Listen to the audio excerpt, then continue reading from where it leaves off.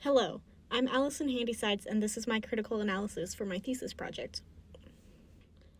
I created a series of concept art pieces for The Rift, a 2D animated show created and written by Southern alumnus Madeline Rogers. I found inspiration in nature and wanted to capture the beautiful designs of God's creation. I am so inspired by the simple human experiences, such as the feeling of breathing in the crisp dew of the forest and feeling the hot desert air and sunlight seep into the skin. My goal was to capture those feelings into my paintings and transport the audience to that same feeling. I was drawn to environments when I began learning about art and animation in high school. As I studied more about the field of animation, I kept being drawn back to concept art. When I first thought about my thesis, I knew I wanted to do illustrations where I focused on painting environments. My thesis is meant to build a strong portfolio to help me show my skills in concept art, along with my degree to employers at animation studios. Keeping animation skills in my back pocket is still good for me to know if I needed to animate my environments, because motion always follows the principles of animation.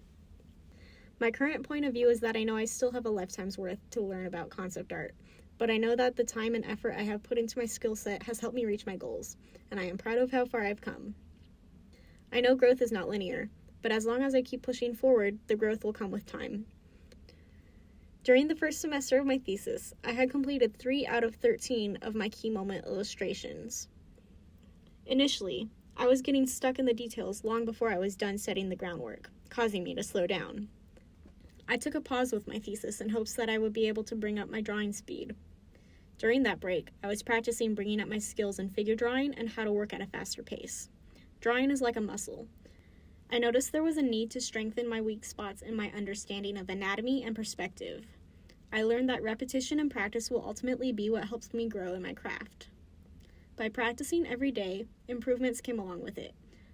I continued to specify areas of weakness that needed my attention, such as hands and feet. I even did some life drawings of environments around Brock.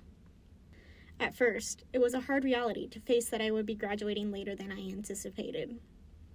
But it was all for the best, though, because I have grown as an artist and as a person. I am now stronger than ever, and I will continue to grow beyond my wildest dreams.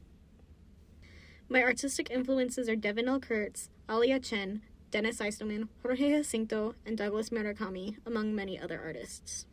First semester, my process consisted of thumbnailing composition ideas, tying down my sketch, and then moving on to coloring. Second semester of working on my thesis, I did a different approach. Before I was focused on one illustration at a time, where my schedule was more broad instead of day-to-day. During my second semester of my thesis, I took each stage of the process to all the illustrations before moving on to the next.